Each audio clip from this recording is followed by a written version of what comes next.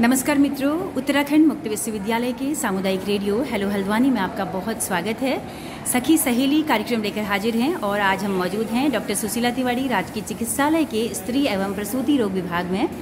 आज हम जानेंगे कि यहाँ पर जो आशा वर्कर्स हैं या फिर जननी सुरक्षा योजना जो कि 16-17 सालों से चल रही है, उसके आने के बाद से गर्भवती महिलाओं का जीवन कितना आसान हुआ है और आशा वर्कर्स ने उसको आसान करने का किस तरह से काम किया है।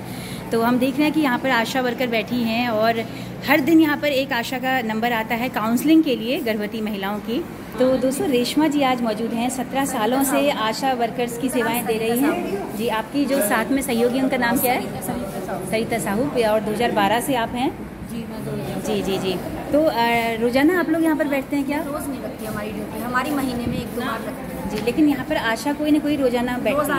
रोजाना बैठती है। उनका काम क्या होता है? क्या काम है आपका आज का? काम मतलब रजिस्ट्रेशन कराना, इसमें एंट्री करा के उसके बाद डॉक्टर की सलाह देना कि आपको क्या दिक्कत है, सारा कारण पूछ के उसके बाद डॉक्टर के पास भेजना, डॉक्टर के साथ सहयोग करना, हमारा काम नहीं होता है। जी, बाकी अल्ट्रासाउंड जांचों के लिए परामर्श देना, अगर कहाँ पर होता है पूछता है पेशेंट कहाँ पर कराते हैं, अंदर होता है तो अंदर, बाहर होता है तो बाहर।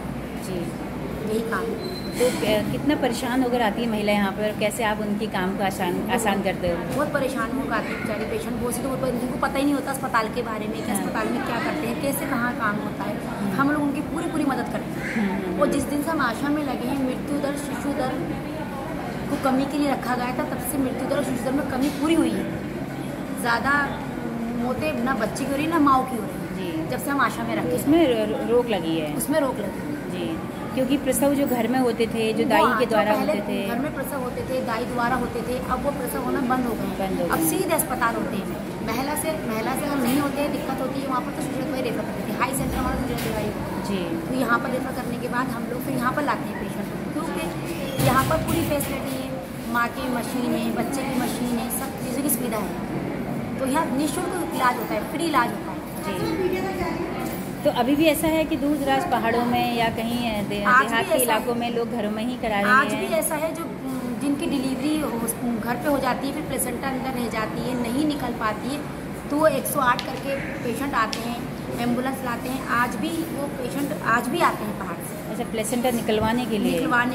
कभी कभी तो ऐसा हो जाता है जो नहीं निकल पाता। ओह, तो वो बड़ी कठिन, थोड़ा सा कठिन जिसे बोलते हैं हम, थोड़ा जो डिलीवरी प्रसव होता है जटिलता का मतलब। रेशमा जी, 17 सालों से आप कितनी डिलीवरी अभी तक महिलाओं को यहाँ पर ला चुकी हैं? कुछ मोटा आंकड़ा, जैसे हर महीने कितने लोगों को लाते हैं? कुछ अंदाजा नहीं है, जैसे 4-5 तो हर महीने हो जाते हैं। हाँ। कभी 7-8 में भी पहुँच जाता है डिलीवरी। अच्छा, तो हजारों की संख्या एक तरह से होगी फिर? हाँ, हजारों की संख्या। हमारा जो एरिया है ना बटा हुआ है।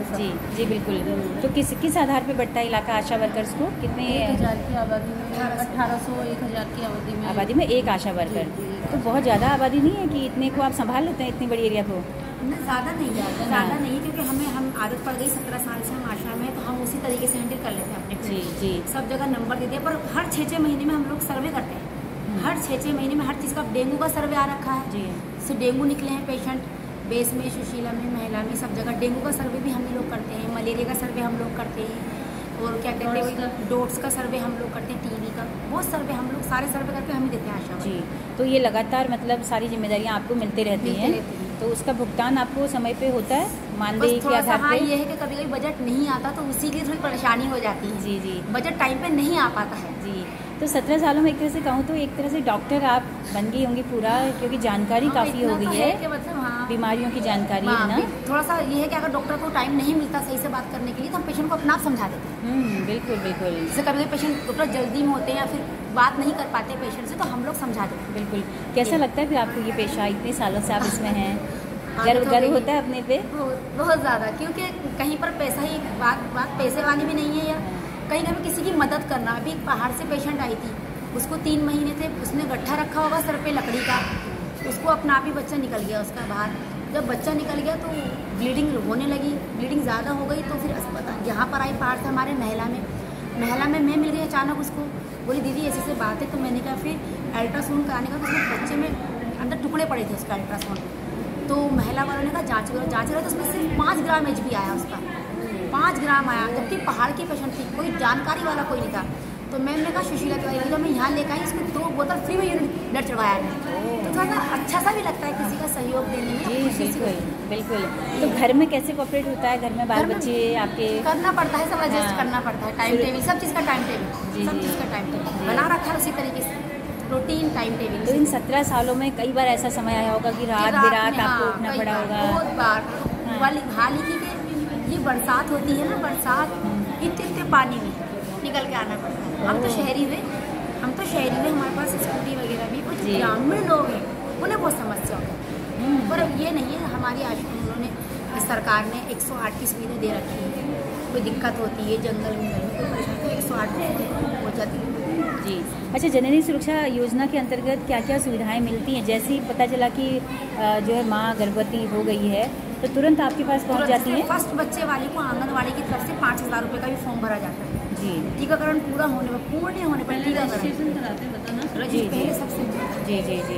हम आपके पास मैं नाम क्या बताया? सरिता जी, आप बताइए कि जैसे ही पता लगा कि गर्भधारण हो गया है तो वैसे ही क्या उस महिला को अपने आसपास की आशा से संपर्क करना है? जी, आसपास की आशा से संपर्क करेंगे और उसके बाद रजिस्ट्रेशन होता है, फर्स्ट टीका लगाया जाता है, उसके जस्ट 1 महीने बाद फिर सेकंड टीका लगता है। तो ये सब प्रोसीजर आंगनबाड़ी में होता है। आंगनबाड़ी में हमारा कैंप लगता है, नहीं तो हॉस्पिटल में लगता है। जी जी। उसके बाद फिर उसके बाद वही दिखाना, रूटीन चेकअप शुरू हो जाते हैं। फॉलिक एसिड, आयरन, ये सब दवाइयाँ। 3 महीने की शुरुआत में 3 महीने तक फॉलिक एसिड खाया जाता है, उसके बाद आयरन कैल्शियम शुरू हो जाता है। जी। फिर अल्ट्रासाउंड कितने महीने? 5 महीने में? 3 महीने में होता है और जांचें होती हैं और ज़रूरत पड़ी तो लेवल 2 5वें महीने में होता है, क्योंकि आजकल बच्चों में बहुत सारी विकार आ रहे हैं, बहुत सारी दिक्कतें आ रही हैं। छोटे छोटे बच्चे आजकल लेवल 2 में पेट में ही बच्चा और लीवर किडनी में उनकी दिक्कत हो जा रही है, तो इसलिए लेवल 2 अल्ट्रासाउंड लिखा जाता है, जो कि बाहर होता है, वो महिला के अंदर नहीं होता है। अच्छा। यहाँ भी नहीं होता है, सुशीला में। कलर डॉपलर जिसे कहेंगे? लेवल 2 बोलते हैं। अच्छा अच्छा अच्छा। उसको लेवल 2 तो उसके बाद फिर आपका डिलीवरी होने तक अगर मतलब सामान्य है तो फिर वही 9वें महीने में आप दिखाते होंगे? सामान्य नहीं, रूटीन चेकअप तो हमको कराना ही कराना है। 4 जांचें होती हैं। अच्छा। ANC की 4 जांचें होती है, तो वो हमको उस फॉलोअप में रहना है, वो हमें ANC को कराना ही कराना है। जी जी जी। तो उसके बाद फिर आप डिलीवरी होने समय आप जल्दी से पेशेंट को यहाँ लाते होंगे पेन होने पर? हमें पता चल रहा है कि जी। उसका ये महीना है, तो हम भी पेशेंट से टच में रहते हैं कि लगातार टच में रहते हैं। जैसे पानी अगर गिरने लग गया तो आप उनको सलाह देती होंगी जी, कि तो दिखाने? डॉक्टर के पास जाते हैं, लेके जी। उसको चेकअप कराते हैं। जी। उसके बाद उसका अल्ट्रासाउंड होता है, उससे पता चलता है उसको लीकिंग कौन कैसे लीकिंग हो रही है, ये सब पता चलता है। जी जी जी। तो मेहनत बहुत है। मेहनत बहुत है, क्योंकि अगर हमें रात नहीं देखना पड़ता, दिन नहीं देखना पड़ता है, जिस टाइम जहाँ जैसे जिस हाल में हमें उस हाल में आना पड़ता है। जी जी। तो क्या सरकार से और उम्मीदें हैं आपको, क्या होना चाहिए? और इनसे ये देखिए दोस्तों, बीच बीच में काउंसलिंग आप दे रही हैं, है ना? तो आज थोड़ा सा कम भीड़ है हॉस्पिटल में, लेकिन अमूमन अक्सर अच्छा काफ़ी थी। तो अच्छा, कितनी एंट्री आज की हुई है? 100, 150, 200 पेशेंट तो लगभग रोजाना रहते ही हैं, है ना? हाँ। तो रेशमा जी कुछ और बताइए कि जननी सुरक्षा योजना में और क्या क्या फ़ायदे हैं? फिर एक तो गर्भवती महिलाओं के लिए है, उसके बाद भी कुछ है धात्री महिला के लिए? योजना भी चली है जी। है ना, उसमें गर्भवती महिलाओं को जब वो अगर 48 घंटे हमारी महिला अस्पताल में रुकेगी तो उसे 2,000 रुपये अलग से और मिलेंगे। जननी सुरक्षा का तो 1,000 है ही, यहाँ का पता नहीं हमें सुशीला करेगा, पर हमारे महिला अस्पताल में वो स्कीम आई है 2,000। अच्छा, जननी सुरक्षा योजना में 1,000 रुपये वैसे मिलते हैं? जैसे हम शहरी में तो हमें 1,000 और जो ग्रामीण हुआ 1,400 रुपये। उसको 1,400 रुपये। हाँ। उसके अलावा ये जो योजना आई है इसमें कितना मिलेगा? ये 2,000 रुपये 48 घंटा अगर वो रुकती है। रुकती है। तो इसके पीछे का कॉन्सेप्ट क्या है? 48 घंटा मतलब उसको रुकना चाहिए। तो डॉक्टर अगर कहेगा तो रुकती ही होंगी। लगती है ना। अच्छा, तो डॉक्टर अगर कहते होंगे तो तब तो रुकते ही होंगे। रुकना ही है, वैसे 24 रुकना घंटे ही का है। पहले फर्स्ट डिलीवरी में, अब तो जी। 48 घंटे भी रोक ले जी जी जी। रोक ले रहे हैं ऐसा नहीं। और क्या सुधारों की ज़रूरत आपको महसूस होती है?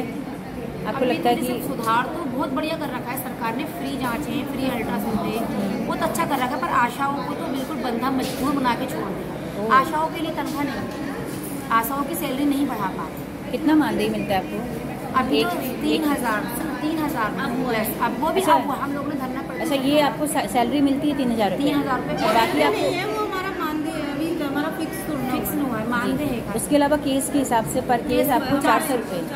400 रुपये, तो ये कम है लगता है आपको 400 रुपये, क्योंकि हम पूरे 9 महीने उनकी निगरानी करना।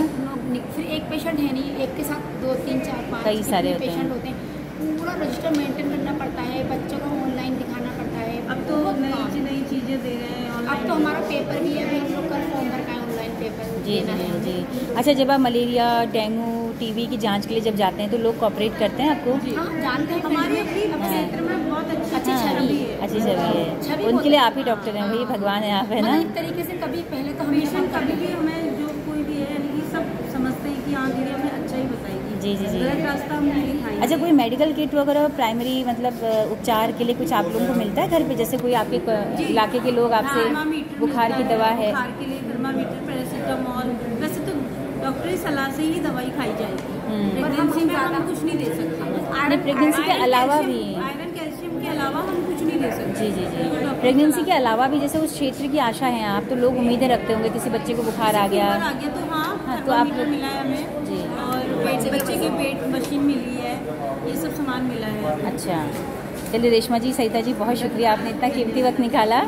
हम तो चाहेंगे कि आप हमारे स्टूडियो में आएँ, रेगुलर आएँ, जो भी आपके एक्सपीरियंस हैं, केस स्टडीज़ हैं, उनको हमारी तमाम बहनों तक पहुँचाएँ। थोड़ा सा आप ये वाली भी डालिएगा ना, हमारी थोड़ा सा हम लोगों का मान हो जाए थोड़ा। बिल्कुल बिल्कुल, सभी हमारे जो दर्शक इस वक्त आपको देख रहे हैं वो सुन ही रहे हैं, और सरकार तक भी अगर ये बात पहुँचेगी तो सुन ही रहे होंगे कि तो बिल्कुल बंधा मजदूर बना के डाल जाएंगे। कम से कम इतना तो देखें कि आशा एक मजदूर भी अगर मजदूरी करके जाए सुबह 8 बजे से 5 बजे तक उसको खत्म हो जाता है।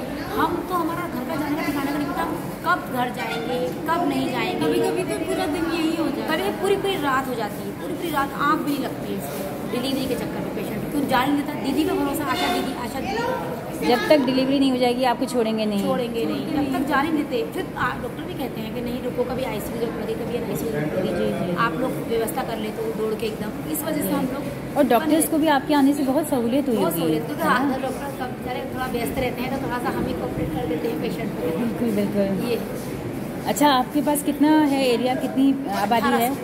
तो इंदिरा नगर का आप देखती हैं 1800। इंदिरा नगर में भी काफ़ी आशा जी जी, इंदिरा नगर में भी काफ़ी आशा जी। अच्छा, हल्द्वानी शहर में कितनी आशा होंगी पूरी? हल्द्वानी में 200 कुछ हो गई। 200। आप लोग कभी इकट्ठा होते हैं, मिलते हैं कभी? जब यूनियन हमारी इकट्ठा होती है, हम धरना प्रदर्शन करते हैं, सारी आशा इकट्ठा होती है। अच्छा अच्छा जी। तो रेशमा जी, कभी हमारे स्टूडियो ज़रूर आइए। हमारी बहनें बहुत रेडियो सुनती हैं इस कार्यक्रम को, सखी सहेली को, क्योंकि सेहत का कार्यक्रम है। तो किसी दिन दोपहर में यहाँ से थोड़ा सा वक्त निकाल के, क्योंकि यहाँ पे तो आप डेली 100-200 को करेंगे, लेकिन हल्द्वानी अगर रेडियो के जरिए बोलते हैं तो करीबन 1 लाख लोग आपको, उससे ऊपर लोग सुनेंगे। तो आपका बहुत स्वागत रहेगा, ज़रूर आइएगा जी। तो बहुत शुक्रिया आप दोनों का। तो दोस्तों, आप सबका भी बहुत शुक्रिया इस कार्यक्रम में अंत तक हमारे साथ बने रहने के लिए। तो ये जननी सुरक्षा योजना और आशा वर्कर्स के काम को आपने समझा आज, कैसी लगी ये रिपोर्ट बताइएगा, और ये बातचीत आपके फीडबैक का इंतजार रहेगा। हमारा रेडियो एक सामुदायिक रेडियो है जिसकी पहुंच रेडियो में केवल हल्द्वानी शहर तक है, लेकिन अगर आप दूर दराज पहाड़ों में या देश के किसी भी हिस्से में इस रेडियो को सुन रहे हैं तो हमारे YouTube चैनल और Facebook पेज हेलो हल्द्वानी के जरिए आप इन कार्यक्रमों को सुन सकते हैं। आपके फीडबैक का बहुत बेसब्री से इंतजार रहेगा। इसी के साथ अपनी रेडियो मित्र सुनीता भास्कर को दीजिए इजाज़त। नमस्कार।